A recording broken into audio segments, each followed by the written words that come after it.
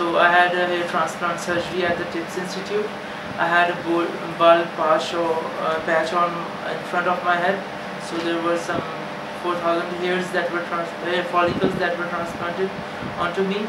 The whole operation was very comfortable. I didn't feel any pain because it was done on local anesthesia. So overall, the team was very nice and there was not much hassle.